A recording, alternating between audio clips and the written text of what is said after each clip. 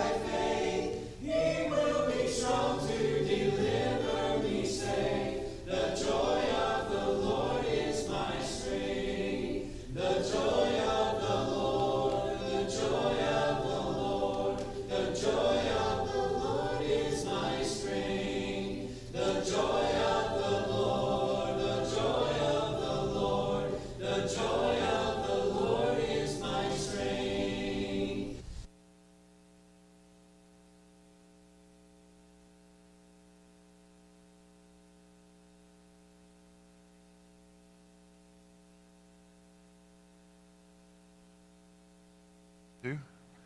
1, 2, 1, 2. Hey, there we are. Not very loud. I can get loud. No, you have to This.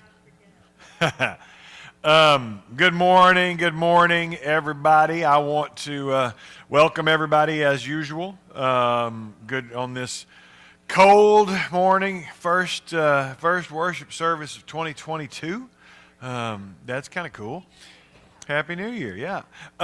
If you haven't, I'm going to start off with, we have these You Are Loved cards. If you haven't filled out one of these for Mark and Delanice Taylor, they are leaving and moving on to greener pastures and more grandkids, and we want to bless them and show them our love for the years that they have been a part of this congregation. So if you haven't, normally, I want you to pay attention, but you can actually do something else while we do class this morning. So, if you want me to hand you one of these before we get started, anybody want one of these? Jerry needs one. Everybody else is good. All right. Yeah. I can throw it from here. It won't make it. Y'all got one? Everybody's good? Okay. All right. And there will be some out on the table. And I tell you what, those of you who are at home, if you either want to write one and stick it in the box out here during the week, there is a drop box at the front of the building, or you can drop it by the office to Amy, and she'll make sure it gets where it needs to go.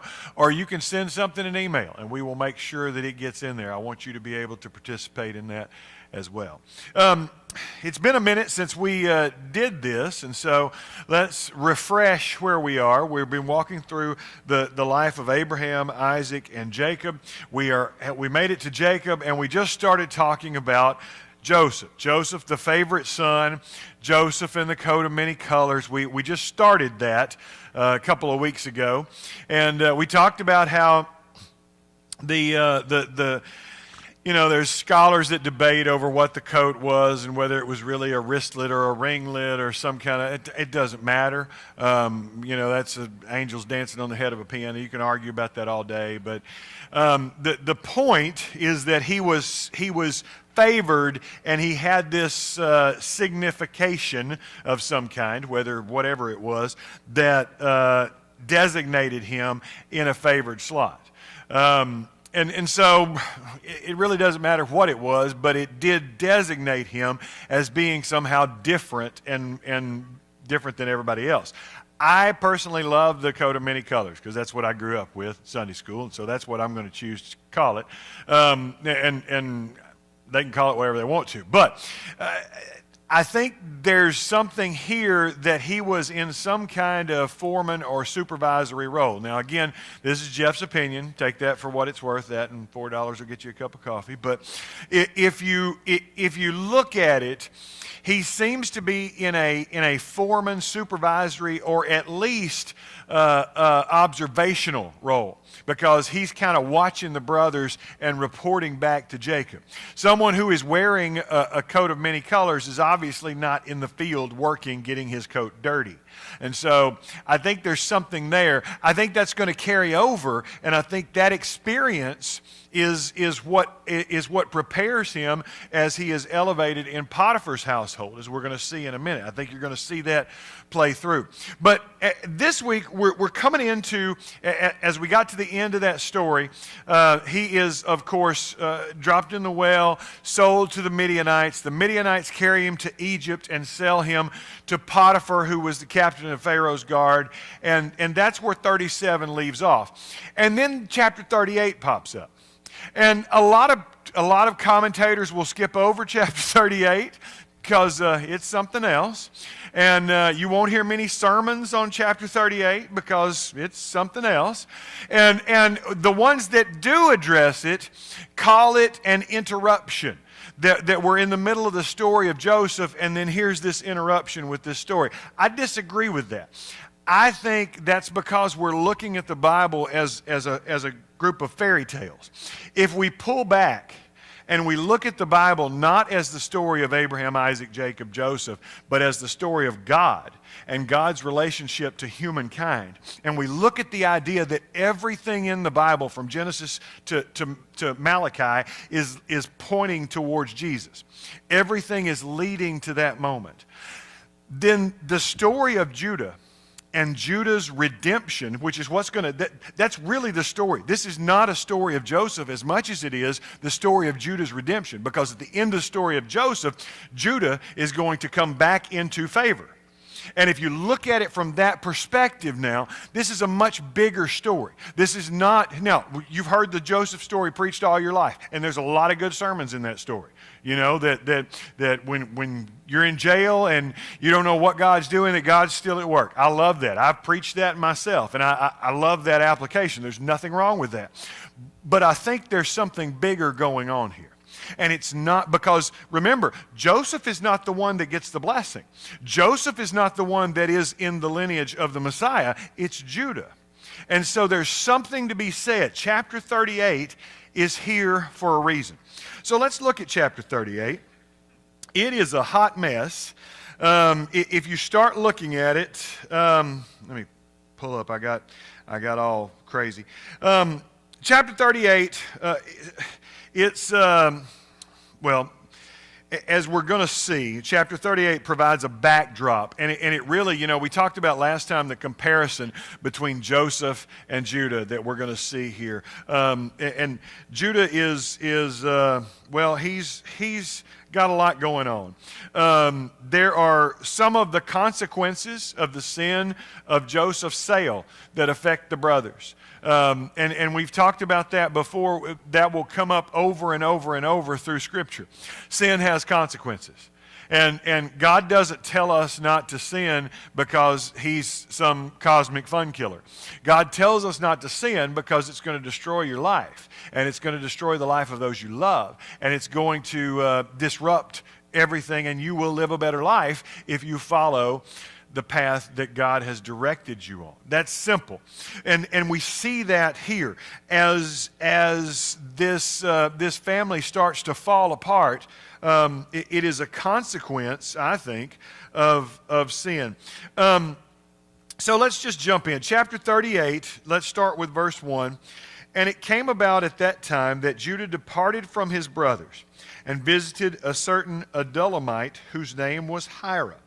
And Judah saw there a daughter of a certain Canaanite whose name was Shua. And he took her and went in to her. So she conceived and bore a son, and he named him Then she conceived again and bore a son, and named him Onan. And she bore still another son, and named him Shelah. And it was at Shezib that she bore him.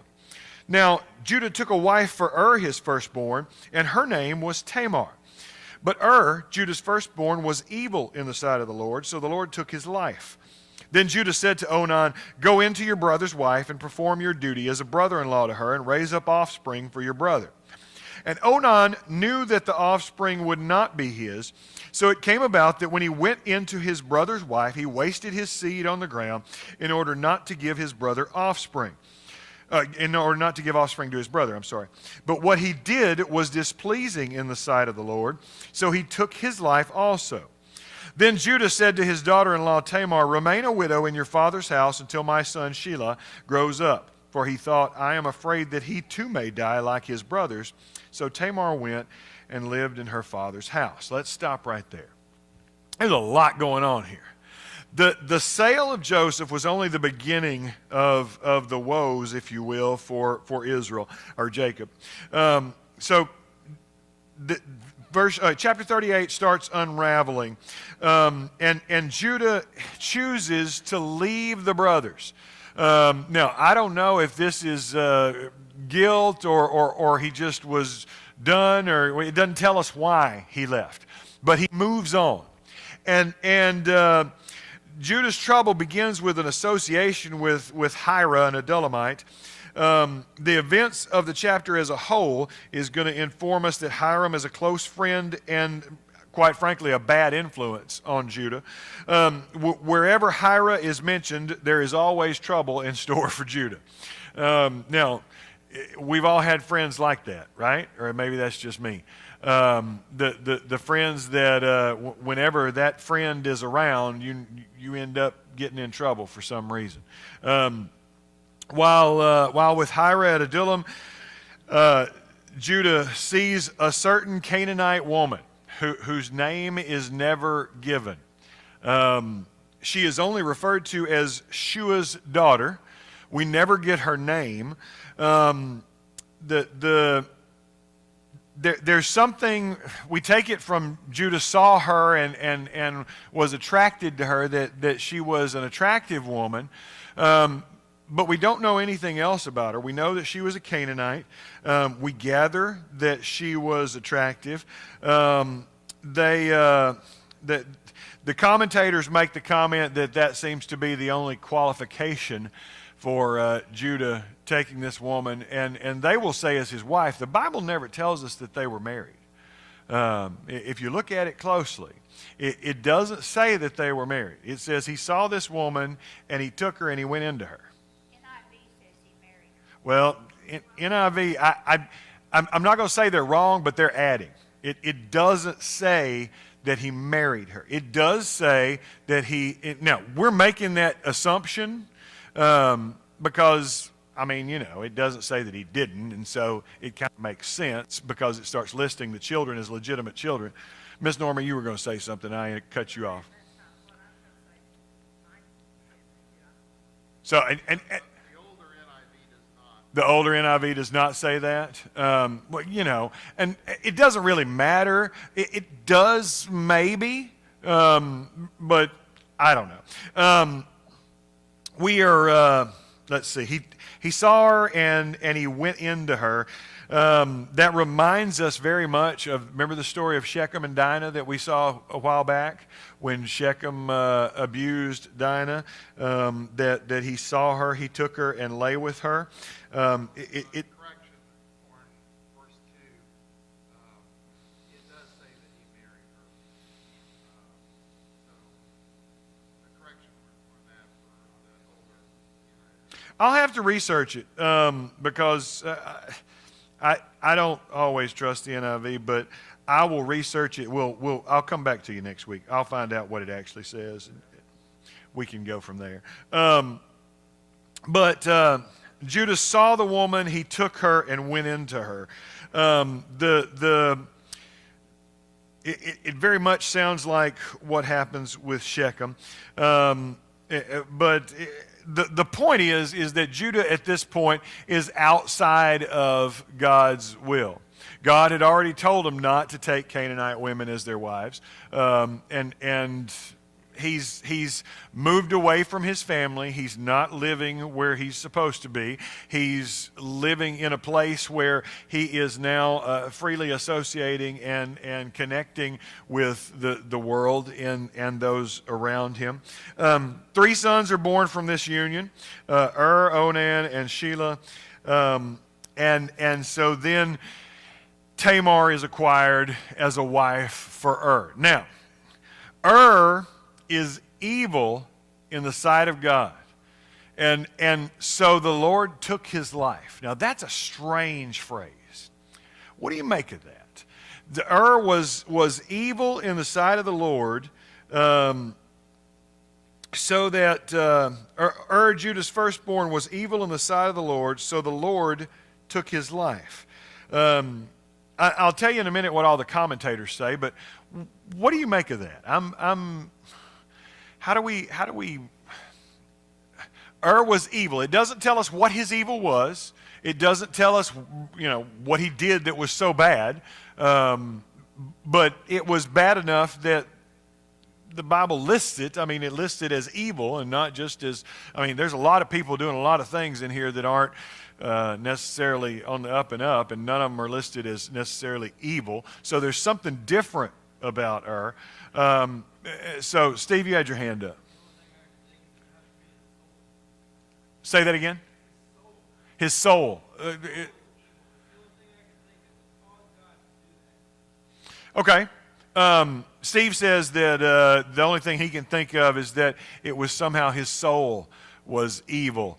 And I don't know. I'm just throwing it out there. There's not a wrong answer here. I'm just asking your opinion, Terry. Well, the Holy Spirit has given us all we need to know for the story's sake. Right. Right. This is not one of those things that it doesn't really matter in the course of the story. You're right. It doesn't change the point. It's just one of those things that the phrase, the Lord took his life. Now, some commentators say that that's just a Hebrew idiom. That it wasn't necessarily that God majestically struck him like Uzzah in the David story, but that it just meant that he died prematurely. I don't know. That seems to me like we're trying to clean it up. That's just my opinion. I think for us reading it today, you know, when you read something like that, when that he was wicked, mine says wicked instead of evil in the Lord's sight, and the Lord put him to death. I mean, it's kind of like go back to the Garden of Eden and we find out what sin is the fall of man, and it's going to be suffering involved. And so it gives us pause today. So maybe that's why it's in there. It's because people down the line reading it are just going to contemplate what wickedness does. Very good. I'm going to try to sum that up for the people watching, but basically, Miss Norma says that it's kind of a warning. Is that fair to those reading later? Not just us, but the ones who would read this. I mean, this is not a play-by-play. It's not being written as it happened. This was written to those later that there are consequences to wickedness, and that wickedness or evil is a real thing that God despises, and to the point that there's punishment associated with it. I don't think you're wrong. I think that's absolutely. Tim, were you going to say something?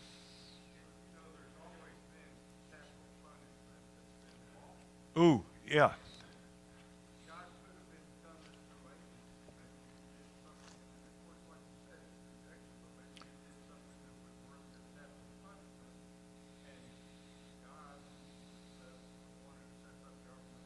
Mm-hmm.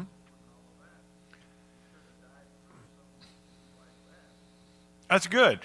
Tim says there's always been forms of capital punishment, and that maybe whatever it was that was doing or had done or is that was so wicked that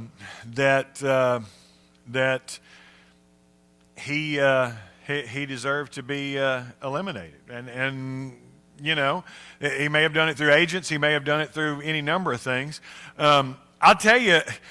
Evil is real, and you know, I'm not going to put anybody on the spot, but I will say that if you know people that are that work in those fields, I go over every Thursday and pray with CPS workers. Don't ask a CPS worker to tell you stories because you don't want to hear them, because they face real evil every day, and there's no other word for it.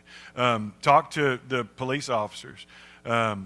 They see the worst that mankind has to offer, and real evil, and it's out there. There is real evil, and there's no other word to describe it. These are not just.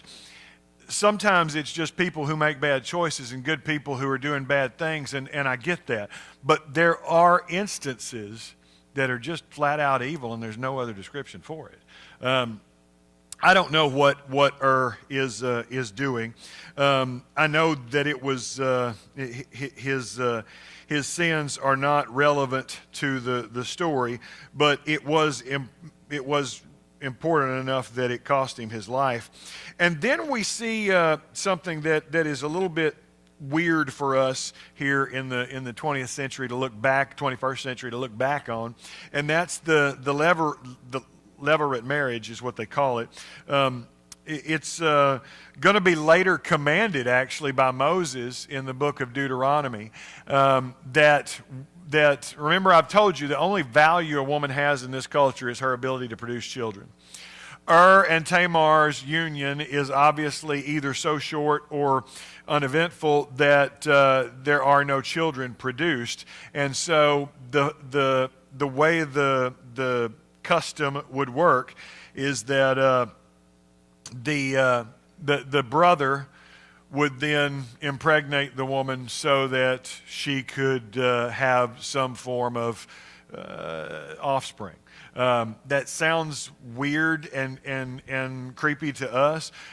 In that culture, it was actually a blessing, because if Tamar right now has no male heirs and no male in her life, everything that belonged to who is the firstborn. So he is the one who will receive the inheritance. But Tamar gets nothing. She can't own property. She can't hold a job. She can't do anything. And so to us, it seems like, well, how awful that they just say, this guy, just go take your brother's wife and have at it. But that's not really, in a lot of ways, it is helping her by providing her an heir or a firstborn who can then receive that inheritance. It's providing for her in a way. Because you'll notice that when it drops down and Sheila is so young that he can't come in and be the brother that takes over that, they tell her to go live in her father's house, because that's the only options available. When you look at Scripture and you wonder, you see so many prostitutes, because that was one of the only options that women had. If she didn't have a husband, she didn't have a male son, or a male son, that's kind of redundant, but she didn't have a husband, she didn't have a son, then she would go back to her father. If she didn't have a father, there weren't a whole lot of other options. You could beg, or you could sell your body. That's about all that she had. Like I said, she couldn't own property. She couldn't hold a job. She could do odd jobs. She could do some things. They let them go out into the field and glean. That story of Ruth, where Ruth comes in and they say, you can take this little corner right here. They did things like that. It wasn't the culture tried to provide for those who were in those situations. But we look at this with Western eyes and see it and go, man, this is weird. And it is, but in that culture, it was the normal. Later on, Moses is going to command this in Deuteronomy 25. And so I think what we'll see here, and a lot of times I think Scripture bears this out, is that sometimes the weird things that we see in Scripture that don't make sense to us are carryovers of cultural things. Does that make sense? For example, this idea of levirate marriage did not originate in the law of Moses. It did not originate in Deuteronomy 25. It was already being practiced way back here in Genesis, and it was a common practice for centuries. It serves a practical purpose and provides, but it's not necessarily God's idea. Does that make sense? And so I think there are some things when you look at the law and you look at that and you go, why, this is weird. Why does it say don't eat shellfish? Well, there are nomadic people wandering in the desert with no refrigeration. Eating shrimp is not a good idea. That makes sense to us. We can look at that and go, okay, that's not really necessarily sinful as much as it is practical. But then we look at things like this and go, what in the world? Why would God think this is okay? Well, I think God is just blessing a practice that was already there and trying to ratify some things that are already in existence. Now, the next thing we get to is, while we're wading in the deep water, is Onan's sin. And for years you've heard this, or at least I have, maybe you haven't. You've heard this passage preached against masturbation, against birth control, all kind of things like that. That Onan spilling his seed was that he was struck down because he spilled his seed. I've actually heard sermons where they preach to youth groups that masturbation was a sin because you were spilling your seed and you were going to be struck down like Onan. Now, if we read this, Onan is not struck down for spilling his seed. Onan is struck down for disobeying God. There's a big difference in that. And I'm not going to get into the argument of whether this was whatever. Now, Onan's sexual immorality is contrary to nature. And so there are a lot of things that God condemns that are contrary to nature. And we won't get into those. But there are many of those things. There's no way you can defend Onan's idea as Onan's actions as natural. However, he was disobedient in his actions. He was under authority to go in and to take care of this, to give his sister-in-law a child, and he deliberately disobeyed that order. It wasn't just that he couldn't. It wasn't just that he didn't perform or for some reason was impotent. It is he deliberately chose to circumvent what he was supposed to do. I think that's the bigger issue here. I don't think it's as much about the sexual act or lack thereof as it is about the disobedience. And that's what we miss. We like to, and you'll hear me as much as anybody. I believe there's grace all through the Old Testament, and I think it's there. I think it's important. We're going to see it in the story of Judah right here. However, that grace has to be tempered with God also wants us to be obedient. And when we are tasked with doing something, whatever that something is, it's not something to be taken lightly, just like we were talking about There are consequences, and very real consequences, and I think we miss that because we get this buddy Jesus mentality in our 21st century churches where we sit around and kumbaya and sing our Jesus is my boyfriend songs and everything is hunky-dory, and God doesn't really care what I do outside of the walls, and that's not true. I think we lose some of the awe of coming into the presence of a holy God.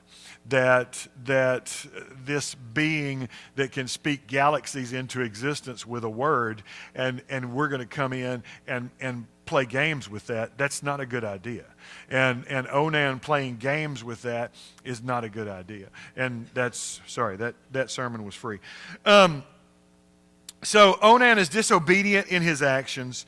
And it's funny, not funny, but it's interesting because Judah now kind of looks at Tamar as a jinx, right? Isn't that weird? Like, she's cost me 2 of my sons.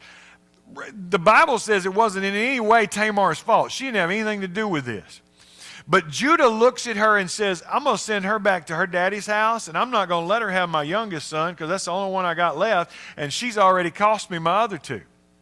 Now, again, that weird, we've talked about before how, especially way back here, there was that magical thinking, that hocus pocus magical thinking that we still do it today.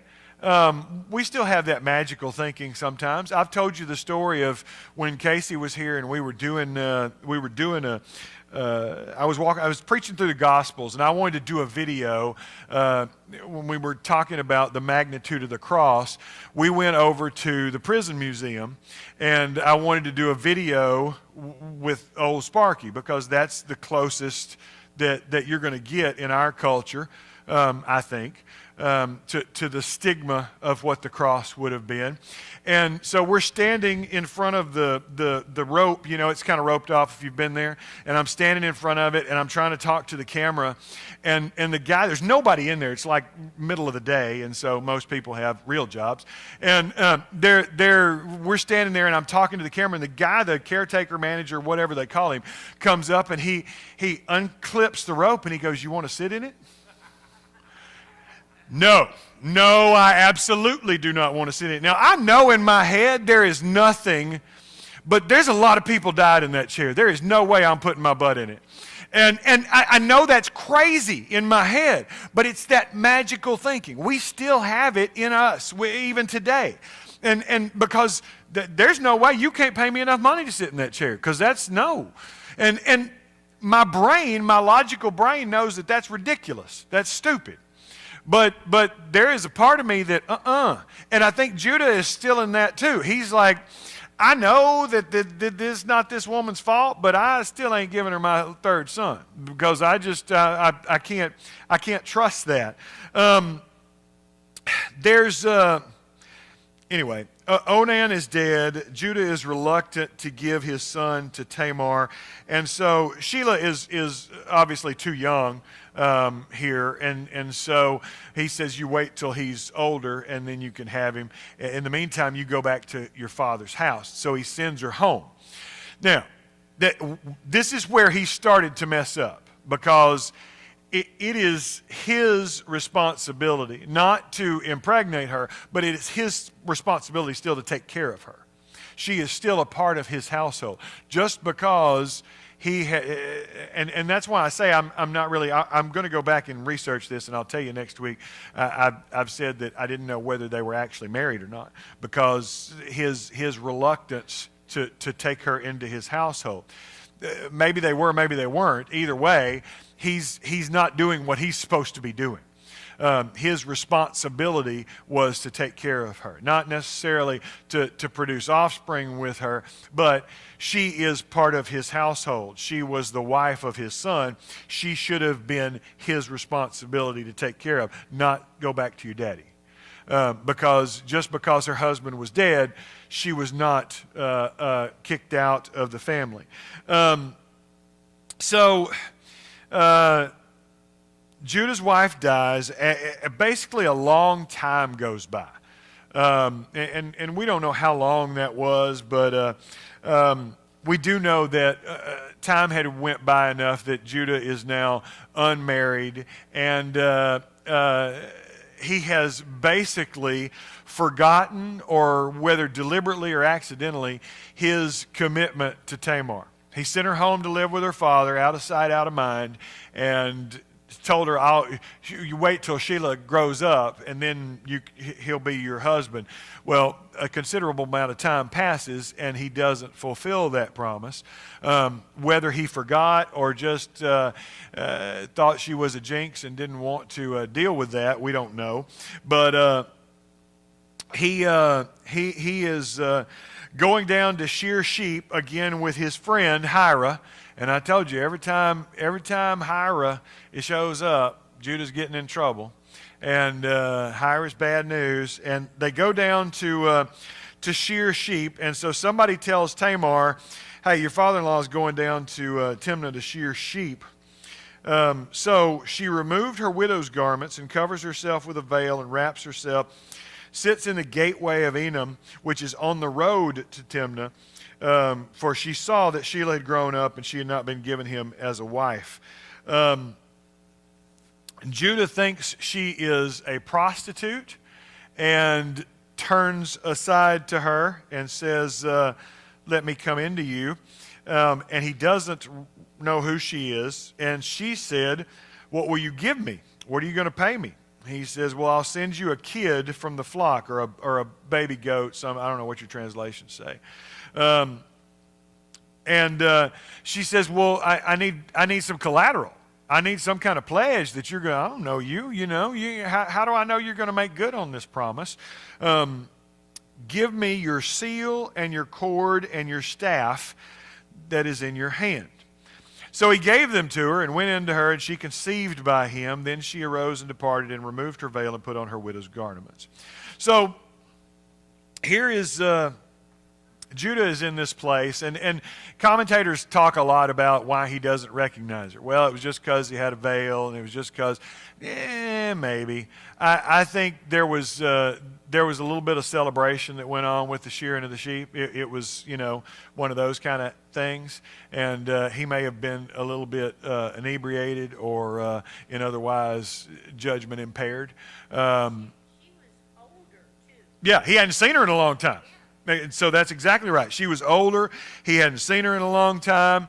And truthfully, men make stupid decisions when it comes to things like this. And I think this is another example of that. Terry? Girls can do a lot with makeup. Terry, for those of you at home, Terry says girls can do a lot with makeup. Well, and we don't get, she's wearing a veil, she's dressed differently, she's older, there's not electric lights, all right? And so, it's not like they went into the house and turned on the lights and went, oh, I can see, you know what I'm saying? And he, okay, I'm wading in some dangerous water and I'm going to stop. Judah was wrong in withholding Shelah, but that doesn't justify Tamar's actions. Tamar in this story is wrong as well. She is manipulating a situation. Now, there are those who will tell you that she is justified because she is seeking justice. I don't buy that totally. I think the Bible is not in any way condoning her actions. I think it's just we've talked about this before, but the Bible just kind of relates the story. It's not really saying grow up and be like Tamar. It's not really saying grow up and be like Judah. It's saying look at how awesome God is that He stayed faithful to these messed up people. And Perez is the ancestor of Jesus. And that's where we're going. Tamar is not justified in what she did. The seal, the cord, and the staff, these are not just items that are purchased at Walmart. This is specific stuff, distinctive characteristics. These were peculiar to the owner. The seal was used in the making of contracts. The seal was a cylinder and had the unique design of the owner carved on it. It was deliberately unique because it was used in those contracts to signify that this was actually the document made by the individual, the owner of the seal. And so each one was an identification. And so when he gives her those, it's the equivalent in our society really of give me your driver's license and your credit card until you bring me that goat back. That's basically what it was. I'm vastly oversimplifying, but you get the gist. It was something that was valuable enough that he was going to have to come back and do what he said he was going to do. You're going to have to bring back what you've promised. And so Judah and Tamar go their separate ways.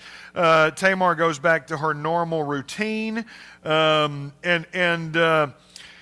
Judah is making good on his promise because he needs his stuff back. And so he sends the kid, the goat, by his friend, the Adullamite, to receive the pledge from the woman's hand.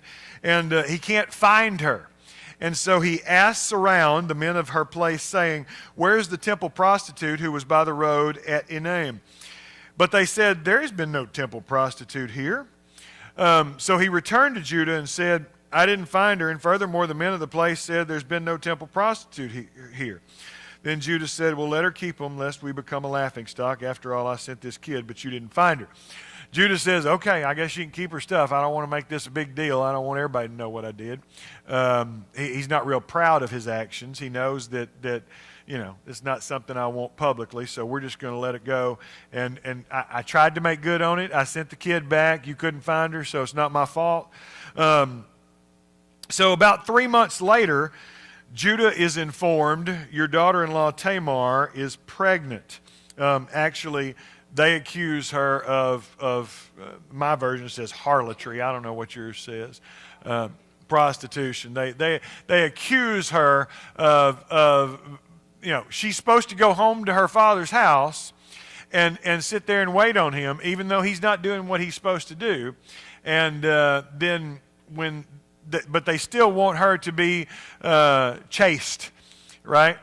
And so they bring her out. And they plan on burning her alive is what they plan on doing.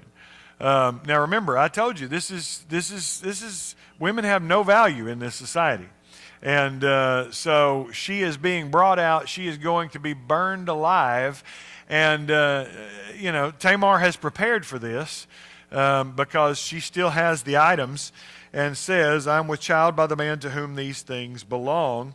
And she says, see if you recognize who that could be. So she's smooth, right? I mean, you got to give her credit because she's right here in this very passionate, very heated moment, and she's just playing it real innocent. You're right. I'm pregnant. I'm pregnant by the man who these things belong to. You think you might recognize those? And Judah, of course, recognizes them. And then he says something weird. She is more righteous than I, inasmuch as I did not give her to my son Shelah. What does that mean? What about Tamar's actions were righteous? That's interesting, right? What does your version say? Does anybody's version have something different? Is it just mine that says righteous? Righteous, righteous. What do you think that means? Anybody want to jump in? We got about 5 minutes. Absolutely. I'm a hypocrite. And it's a slap in the face. Everything that, he's up here sitting all self-righteous, he's going to burn her at the stake, so to speak. And she's right, is what it's saying. It's not saying she's morally pure or anything like that we hear when we hear righteous. He's saying, you know what? She's right. I'm wrong. Yeah, it could be. It could be more in a legal sense. That's a good point as well. It's like John's saying. He is finally slapped in the face with his own hypocrisy and says, she's more right than I am. Just like when they were going to stone a woman in adultery with Jesus, and he said, let him without sin Cast the first. They all reflected on themselves and said, I can't do it. I'm a sinner as well. Exactly. And that story in John 8 is you can't help but think of that when you read this.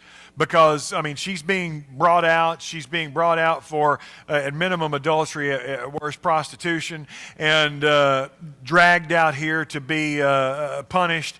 And there you go. Jeff, it's like today, sin is sin. There's no degree of sin. So the prostitute is sinning, but the person that's judging them is sinning too. Very good. Very good. That sin is sin. And I'm repeating this for the folks at home, that the prostitute is guilty, but the guy sitting here who is more than judging. He's the one who if he really believed this was a temple prostitute, this is not just sleeping around. This is even worse because this is a Canaanite act of worship. Okay, so going into a temple prostitute is in effect going into another god as well, and so this is a big deal. His sin is a big deal. It's not just a boys will be boys, That's and a lot of times guys get a pass, and the woman is. Nobody in John 8's dragging the guy out, and so my. Hira sent to pay, doesn't find her, she's dragged out, and there you go. Tamar's response was subdued and submissive and really quite impressive. I would have been shouting, turning tables over and fighting back or something. Terry? Is there an element of faith on the part of Tamar here as far as her wanting to be a part of this family, separate and part of the Canaanite culture? Interesting. Very good. That's a good observation. Terry says, and I'm going to try to oversimplify this for those of you at home. Terry said, is there an element of faith on the part of Tamar that she still wants to be a part of this family, even despite her Canaanite ancestry, despite, quite frankly, being mistreated by this family? She still feels not just an obligation, but a connection of some kind. I think that's you're right in a lot of ways. I hadn't thought of that, but it could be that It could be more than just moral obligation or being married or unmarried. The reason I ask this question is she is one of 5 women named in the genealogy of Matthew 1. And that's pretty impressive. And so he says, the reason he says that is because she's one of only 5 women named in Matthew 1 in the genealogy of Christ. And that's impressive and significant, I think, because like I said, this is a story of not Joseph. This is not Joseph's story. But right now, I think one of the things that we miss because we love the Joseph story so much is the redemption of Judah. Judah at this point in 38 is a mess, right? And everything is going to stay messy until we get later on down the line when he's finally going to step up for his father and Benjamin. And that's going to come later, and I don't want to, spoiler alert, as our kids say, but he's going to be redeemed. Judah is the one who is promised the blessing, and Judah is the one who is heir to the promise that God has made to Abraham and Isaac and Jacob. And so there's something in here because then she finds her justice, and so you could be right. I think there's a great possibility that God is blessing her heart and her faith in that. So she's giving birth. There were twins in her womb.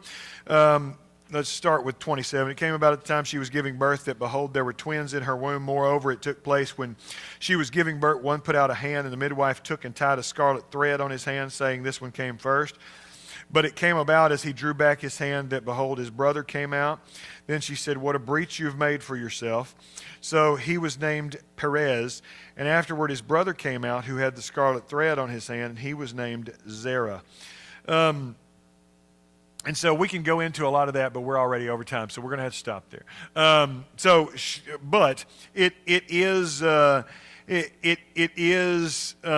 significant that she is part of the lineage of Christ. That she is part of God's plan.